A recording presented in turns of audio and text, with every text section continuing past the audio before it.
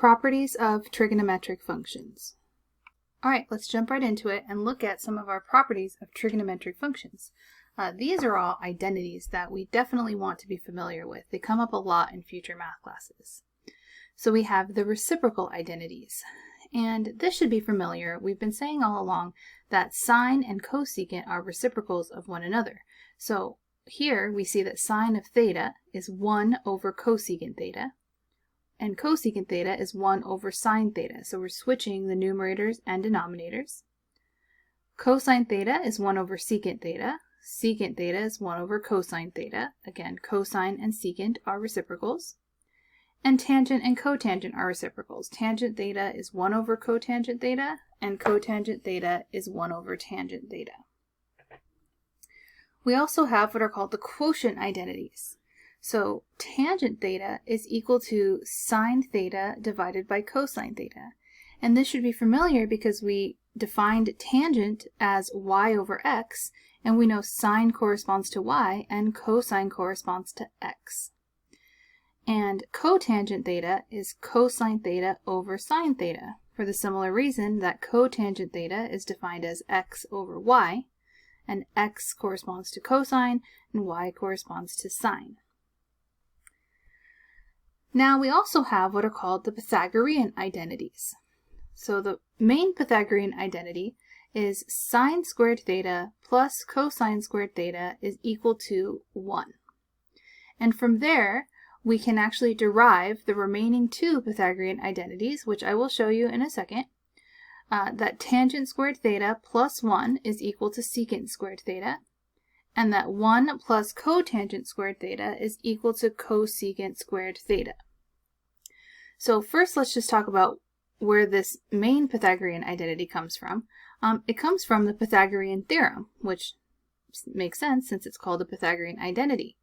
So if you recall, when we're on the unit circle, the length of the base of this right triangle here is x, and the height of this right triangle is y.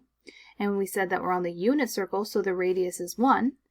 And we know that in a right triangle, that the two legs squared and added together, x squared plus y squared, has to equal 1. Well, we have said that x corresponds to cosine of the angle, so x is cosine t, and y corresponds to sine of the angle, so we have plus sine squared t. So 1 has to equal cosine squared t plus sine squared t, right, for the angle or the given real number. So that's where this main Pythagorean identity comes from. So now, how do I derive the other two? Where are these two coming from? So I'm going to go ahead and kind of squeeze this work down here. So I'm going to go ahead and start with the main one. Sine squared theta plus cosine squared theta is equal to 1. And what I'm going to do is I'm going to divide both sides of this equation. Whatever I do to one side, I can do to the other, have to do to the other. I'm going to divide both sides by cosine squared theta. So on the left, I'm going to divide each term by cosine squared theta. On the right, divide 1 by cosine squared theta. Well, now here's what I have. Sine squared theta over cosine squared theta. And what we just learned is that's an identity. That is the quotient identity. So I can replace this with tangent squared theta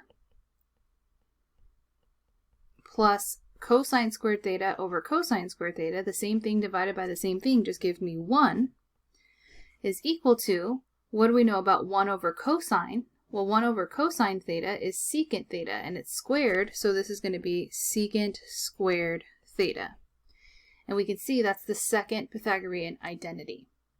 So a lot of times students just memorize this first one here, the main Pythagorean identity, and then take a quick second to derive the other two, because to derive the second one here, I won't show the work, but we're simply going to divide the original by sine squared theta across both sides to obtain this Pythagorean identity. We should also be comfortable rearranging these identities. So in other words, let's say right here, tangent squared theta plus 1 equals secant squared theta. I should also be comfortable recognizing that tangent squared theta then is secant squared theta minus 1. I can subtract the 1 to the other side. So not only should I know the original, I should feel comfortable in manipulating by adding or subtracting these pieces to the other side. And then we also have what are called the even and odd identities. So when I have a negative input in my trig functions, depending on the trig function, sometimes that negative either can be thought of as being brought to the front of the trig function, and sometimes the negative just disappears completely. So sine, when you input a negative angle, what this identity tells me I can do is simply take the negative and think about it in the front of the trig function so that the angle is no longer negative. And when I have cosine of a negative angle, I can simply disregard the negative altogether. So I can just think about this as regular cosine theta, and I can essentially ignore the negative. Tangent behaves like sine. I can go ahead and think about it as pulling out the negative. Cosecant and cotangent also work that same way. So I'm going to go ahead and highlight those. So these four trig functions behave in a way where I can take a negative that's in the input and think about pulling it to the outside. And that makes them odd functions. And the other two, cosine and secant, which of course are reciprocals of one another, they behave in this same way that they are even functions. They just make the negative disappear completely, right? So I like to say even functions eat the negative. So it just disappeared there because cosine and secant are even functions. And these odd functions here spit out the negative. So odd spit the negative out, and even functions eat the negative. And this is just helpful in evaluating actually some of these trigonometric functions that have negative inputs. Let's go ahead and look at this example. Let's evaluate cosecant of pi over 4. So let's go ahead and use the reciprocal identity. So instead of dealing with cosecant, a lot of times it's often easier to deal with sine, cosine, or tangent. So we'll remember is 1 over sine of pi over 4. And so now, sine of pi over 4 is definitely a more familiar angle to us. Sine of pi over 4 is just radical 2 over 2, or 1 over rad 2 would be the easier way to think about it, right? So it's coming from this triangle here. If we have a 45-degree angle, we have 1, 1, radical 2. So we have opposite over hypotenuse, 1 over rad 2. And if I multiply by the reciprocal, I get just the square root of 2. And in part B, I have cotangent of 4 pi over 3. So here, I'd rather work with tangent than cotangent. It's just a little bit more familiar. So what I'm going to go ahead and do is rewrite this as 1 over tangent of 4 pi over 3. So now, to evaluate tangent of 4 pi over 3, I can think about sketching 4 pi over 3. Which is over here in quadrant 3. So here's 4 pi over 3. The reference angle there is going to be pi over 3, or 60 degrees. So if I draw my reference triangle here, and I go ahead and do the opposite of pi over 3, it's going to be radical 3, and it's going to be negative because I go down. Opposite the other side is going to be a negative 1. So that's 30 degrees here, opposite that's negative 1. The hypotenuse is positive 2. So if I'm interested in tangent of 4 pi over 3, we're going to go ahead and do opposite over adjacent. So negative rad 3 over negative 1. So we have 1 over negative rad 3 over negative 1. So that's 1 over positive radical 3, so the two negatives cancel. I do want to rationalize this, so I get radical 3 over 3. In this example, we're given sine of alpha is 1/3 and secant alpha is negative 2. Find the exact values of the remaining 4 trigonometric functions. So we don't have the actual angle, but that's okay, we don't need it. We have enough information to find the remaining 4 trig functions. So I'm going to start by writing what we have. We have sine alpha is 1/3, and we're in search of cosine alpha, we're in search of tangent alpha, and we have secant alpha is -2. So I'm going to write secant right next to cosine because they are reciprocals. So secant alpha is -2. We're in search of cosecant alpha and cotangent alpha. So if we write it like this, then maybe we can sort of automatically see how we get some of these remaining trig values fairly quickly, just using the reciprocal identities, knowing that if I have sine of alpha is 1/3, then cosecant alpha is 3, just switching that numerator and denominator. If I have secant alpha is -2, then cosine alpha is -1/2. So again, we're using the reciprocal. And to get tangent alpha, I can do sine over cosine, right? We just learned the quotient identity. Tangent alpha is sine over cosine. So we have 1/3 over -1/2. Or if we think about multiplying by the reciprocal, so 1/3 times -2 over 1, we get -2/3. So that's tangent alpha, and then we can use the reciprocal identity to find cotangent. So we can say that that's going to be -2, oh, excuse me, didn't flip it, -3 over 2. Sorry, the reciprocal of -2/3 is -3 over 2. So this was using both the combination of the reciprocal and the quotient identities given these two trigonometric function values, but we never found the angle and we didn't need it. In this example, we're going to use the trig properties again to evaluate the following without a calculator. So let's go and take a look at part A. Sine squared of pi over 5 plus cosine squared of pi over 5. So maybe the first thing you sort of stop and think about is pi over 5. That's not one of the angles I've been working with. I've been working with pi over 3, pi over 4, pi over 6. What is this pi over 5? So typically, if we were just trying to evaluate, let's say, sine of pi over 5, we would need a calculator for that. But if I look at this as a whole, I want to be able to recognize that this is an identity. If I have sine squared of an angle plus cosine squared of that same angle, doesn't matter what the angle is, as long as it's the same, then the Pythagorean identity tells me that this is going to be 1. So here, we're not meant to evaluate each piece and add it together. We're meant to recognize this as a Pythagorean identity because these are the same input angle, and sine squared and cosine squared are being added together. Let's take a look at part B. Cosine of 35 degrees times secant, of 35 degrees. Once again, 35 degrees is not one of our special angles. We deal with 30, 45, and 60 degrees. So this is not something, again, that we're trying to evaluate where each piece separately, because we would need a calculator for that. Instead, we're going to use our properties. So cosine and secant are reciprocals of one another. So I'm going to leave cosine alone.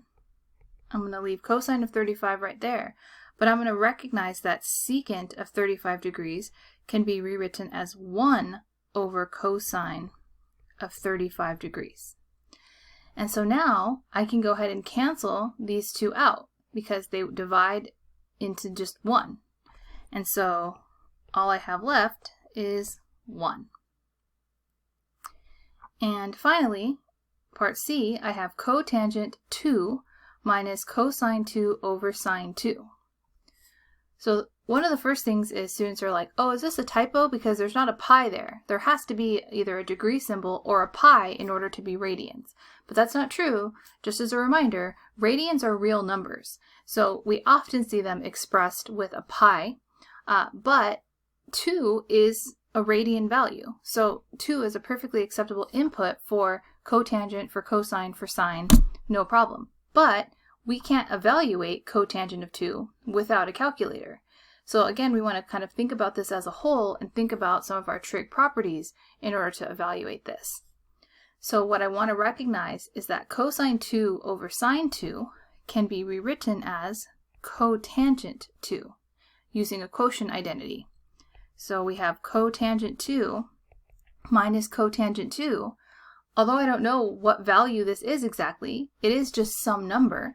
But if I have some number minus that same number, the answer there is just 0.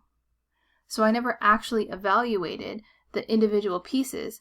I instead applied an identity to be able to simplify in a different way. In this example, we'll use the even and odd properties to find the exact values of each expression. So in part A, we have sine of negative pi over 3. So previously, we would have thought about this going in a clockwise direction because it's a negative angle. And sometimes that just adds an extra layer and sort of confuses students. So these even and odd properties are really nice in that case because we can remember that sine is an odd function, so we can just pull out that negative to the front. So we have negative sine of pi over 3 instead. And sine of pi over 3 is the square root of 3 over 2. So I'm going to skip the drawing a triangle part because we do want to just eventually have memorized, especially these quadrant 1 trigonometric function values. So we're going to have negative the square root of 3 over 2 as our value. In part B, cosine of negative 60 degrees, well, cosine is an even function. Even functions eat the negative. So this is simply evaluating cosine of 60 degrees. And cosine of 60 degrees is 1/2. Cosine of 60 degrees is 1/2. And then in part C here, we have cotangent of negative pi over 4. So we have a choice here. We can automatically just apply the even odd property to cotangent because we know that cotangent is an odd function, so we can pull out the negative. Or we can use the reciprocal identity first and turn this into tangent just so it's a little bit more familiar. So that's the route I'm going to take. I'm going to turn this into 1 over tangent of negative pi over 4. But then I'm still going to use the even and odd properties, specifically the odd property. So I'm going to take the negative out, negative tangent of pi over 4. And tangent of pi over 4 is just 1. So again, we want to get to a point where we can memorize those quadrant 1 values for sine, cosine, and tangent. So simplified, we just get negative 1. Signs of the trigonometric functions. So let's go ahead and take a look at quadrants 1, 2, 3, and 4, and the reference triangles that would be drawn in each quadrant. In quadrant 1, the reference triangle here, if we think about this angle, its opposite side is positive and its adjacent side is positive. So sine, cosine, and tangent, all of the trig functions are going to be positive in quadrant 1. In quadrant 2, here's my reference triangle. From the reference angle, the opposite side is positive and the adjacent side is negative. So the only trig function that will be positive is sine, because sine is opposite over hypotenuse, and the hypotenuse is always positive. So sine is positive in quadrant 2. In quadrant 3, if I look at my reference angle, opposite is negative and adjacent is negative. So the only trig function that will be positive is tangent, because tangent is opposite over adjacent, and those two negatives are going to cancel and give me a positive. And finally, in quadrant 4, if I look at the reference angle, the opposite side is negative, the adjacent side is positive. So cosine will be positive because cosine is adjacent over hypotenuse. Now there's a little acronym that we use to help us remember which trig function is positive in which quadrant. So that acronym is all students take calculus, or the emphasis being on the first letter. All trig functions are positive, sine, cosine, and tangent. In quadrant 2, sine is positive, that corresponds to the S. In quadrant 3, tangent is positive, that corresponds to the T in take. And in quadrant 4, cosine is positive, so that corresponds to the C in calculus. So all trig functions are positive. In quadrant 2, sine is positive and its reciprocal, cosecant. And in quadrant 3, tangent is positive and its reciprocal, cotangent. Quadrant 4, cosine is positive and its reciprocal, secant. In this example, we want to determine if the answer would be positive or negative based on the quadrant of the angle. So here, cosine of 120 degrees. So we don't need to find the actual value. We just want to know right now whether the answer would be positive or negative. So where is 120 degrees? 120 degrees is in quadrant 2. So I'm just going to quickly sketch 120 degrees. I'm in quadrant 2, and what we just learned is this AS, all students. So what we know is that the sine function is the only function that's positive in quadrant 2. Sine and its reciprocal, which would be cosecant, which means that cosine of 120 degrees would be a negative answer. So cosine of 120 degrees would be less than 0. Let's look at tangent of negative 2 pi over 3. So negative 2 pi over 3 is going to be in quadrant 3. So I'm going to go in a clockwise direction, negative 2/3 pi. So I'm going to be in quadrant 3.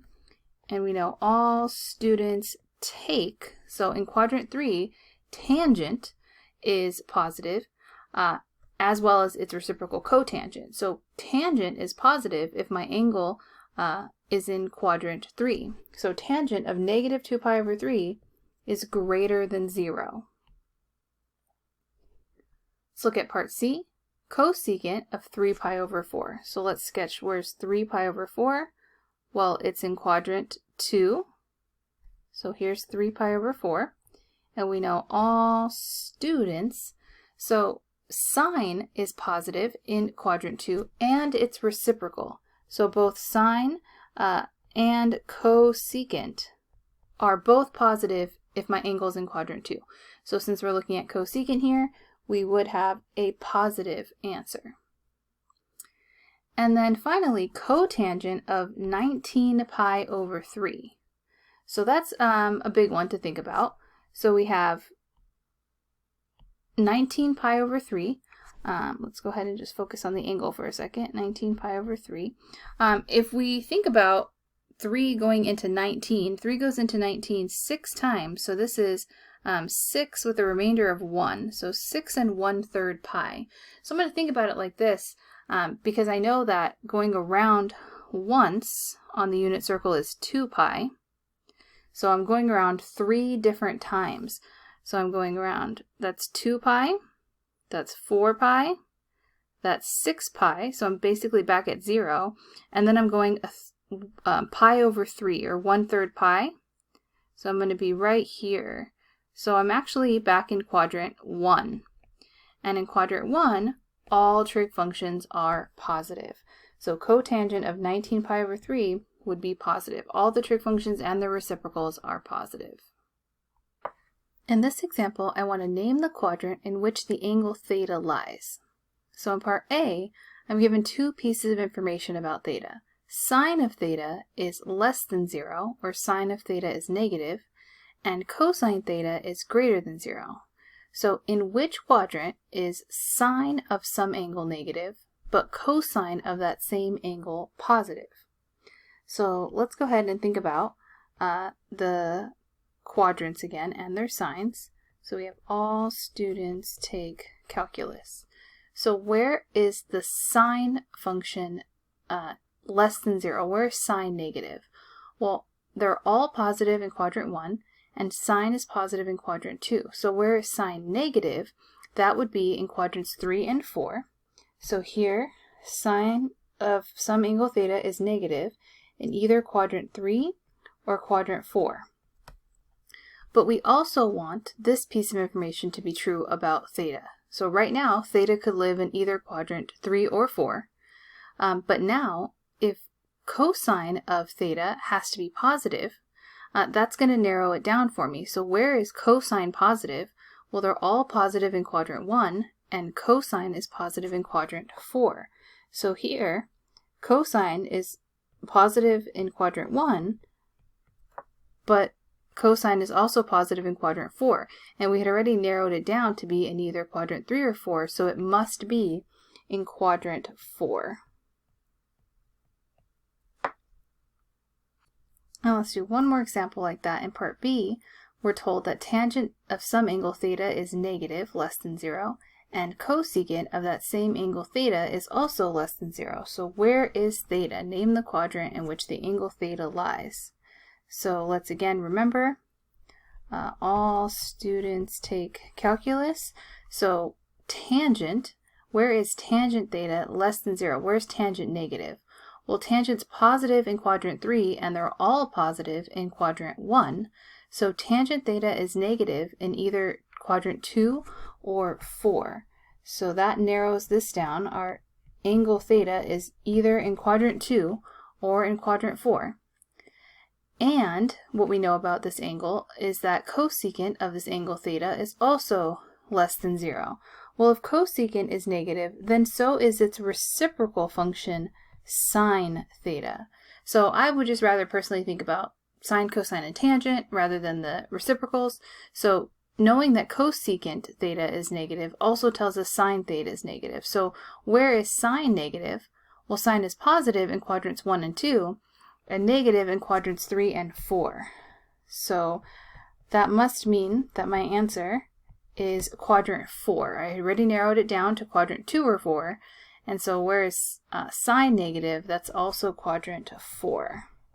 So that's where my angle theta must lie. Now let's look at a new type of example. Let's say we're given that sine of some angle theta is 3 over 5, with cosine of that angle theta less than 0.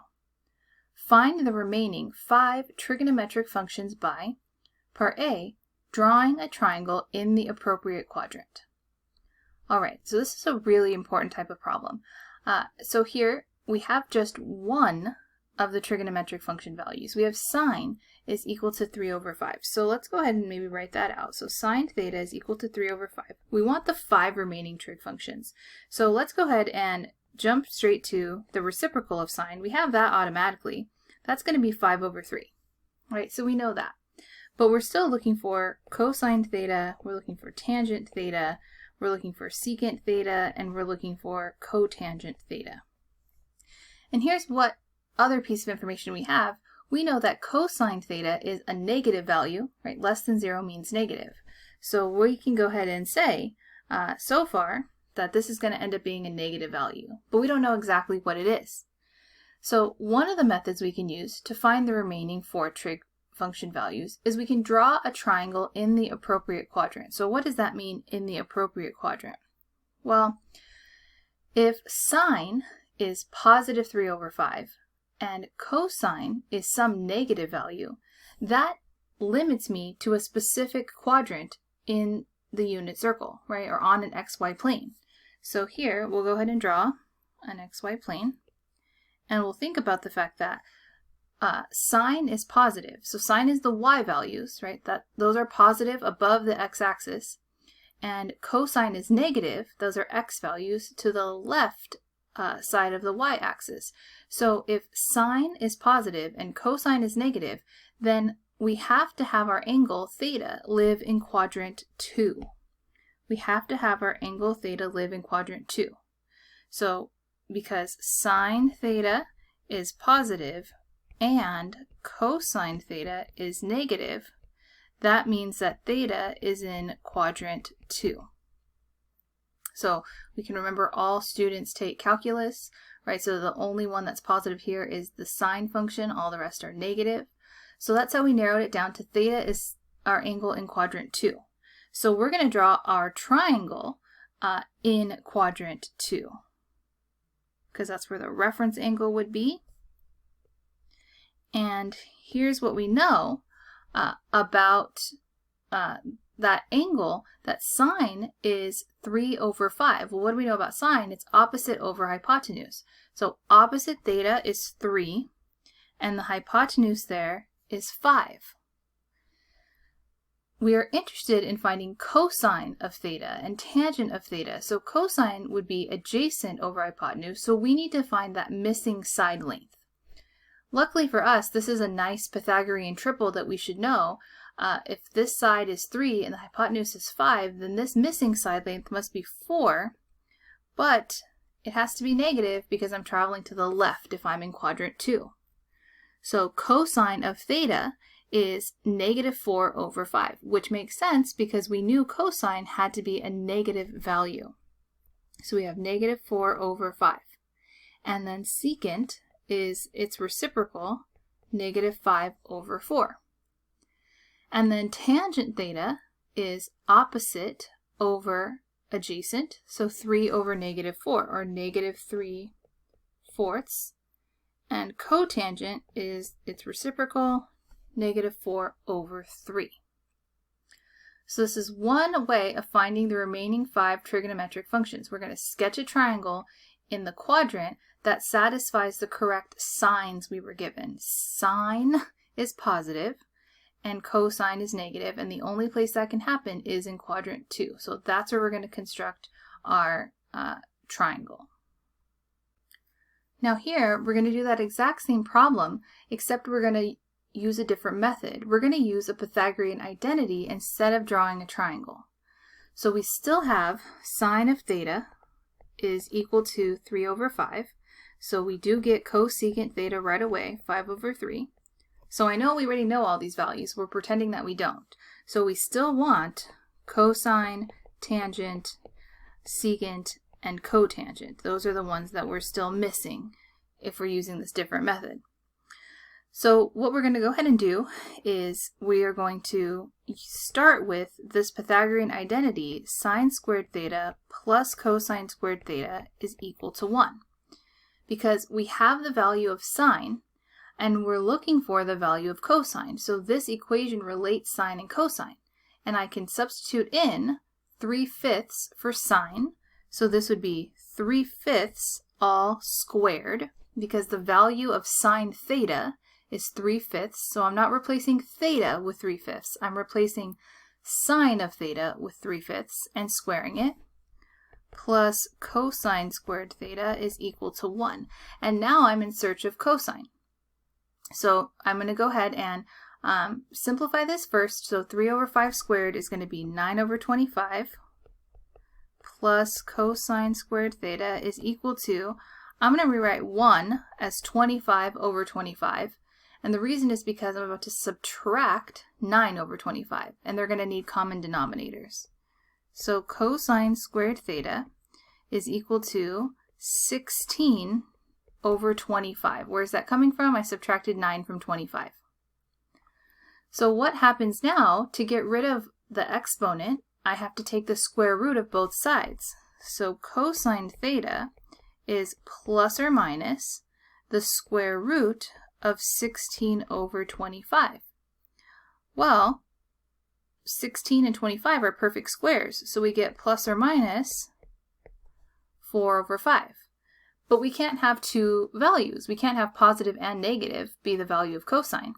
But we were told cosine theta is negative. So that tells us which one to choose here. So we come back over here and we say, okay, cosine theta is negative 4/5. Once we have cosine, we can go ahead and flip it to get secant, so -5/4. And so how do we go about getting tangent theta then? Well, we can use the quotient identity. Tangent theta is sine theta over cosine theta. So we get 3/5 over -4/5. And if we multiply by the reciprocal, those 5's cancel. We get -3/4.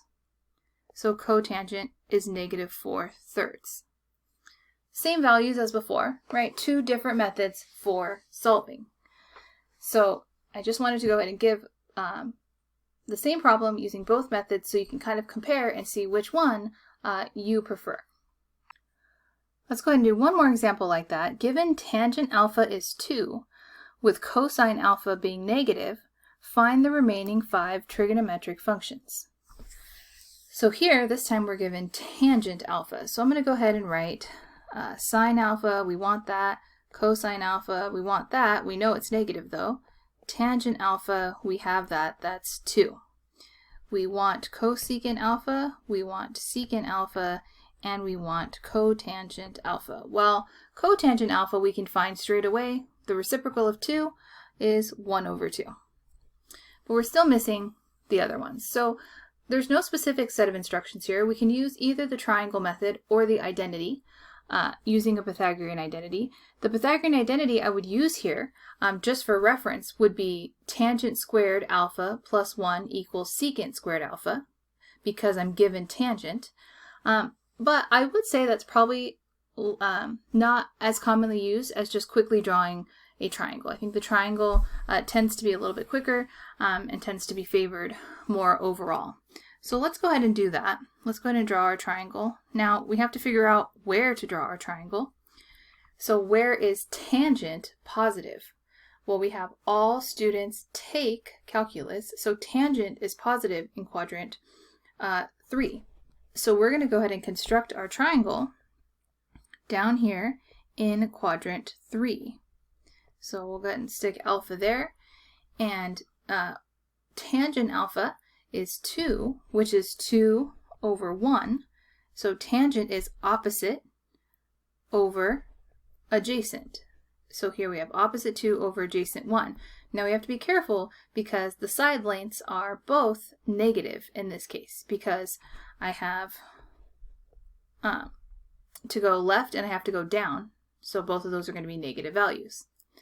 So here we are missing the hypotenuse, and unfortunately this is not a Pythagorean triple, 1, 2 something. So we have to actually solve for this side length. So let's call it C. So we have negative 1 squared plus negative 2 squared is equal to C squared. So we have 1 plus 4 is equal to C squared. So 5 is equal to C squared. Or plus or minus rad 5 is equal to C. But the hypotenuse has to be positive, so this has to be positive radical 5. So now that we have the hypotenuse, I can find sine and cosine. So sine is going to be opposite negative 2 over hypotenuse radical 5. So we have negative 2 over rad 5, or rationalized negative 2 rad 5 over 5. Cosine is adjacent over hypotenuse, so negative 1 over rad 5, or negative rad 5 over 5. And then we're going to go ahead and take the reciprocals, but going back to the original version so that we can avoid putting a radical on the bottom. So we're going to have negative rad 5 over 2, and just negative rad 5. So move these over a little bit. So we have done it this time with just constructing a triangle in the correct quadrant, quadrant 3, because that's where tangent is positive, right? Cosine is negative, cosine is the x value, I go to the left. Now, I just want to go ahead and go over one of the mistakes that I see students make on this type of problem, which is that they go ahead and say, so I'm going to do it in red to indicate that it's incorrect. So they start out by saying, oh, well, tangent alpha is 2 over 1. And what do I know about tangent? Well, tangent is sine over cosine, right? So sine alpha over cosine alpha. So what can I assume from that? Well, I can assume that sine alpha must be equal to 2 and cosine alpha must be equal to 1. Boom, I'm done. I have all my values, right? That is unfortunately incorrect. So sine and cosine are actually bounded between negative 1 and 1. So the value of sine can't possibly be 2. And what I'm going to go ahead and draw your attention back to is the unit circle, right? All of these values come from the unit circle, which has a radius of 1, right? So if the radius is 1 here, and I'm going to construct my little triangles, what do we know about x and y, right? X is cosine, y is sine. Well, if the hypotenuse is 1, then the value of x and the value of y, which are again cosine and sine of the angle, they can't possibly be bigger than 1 because 1 is the hypotenuse length, right? The radius is 1, the hypotenuse is 1. In a triangle, the hypotenuse is the longest side. So x can't possibly be greater than 1, and y can't be greater than 1. So this doesn't make any sense. In this case, I cannot use that type of logic because the value of sine here being 2 falls outside of the range of possible values for sine. And if we talk about the graphs of the sine and cosine function, that really helps kind of solidify that idea. So just to point out, right, all of this incorrect. We cannot do this.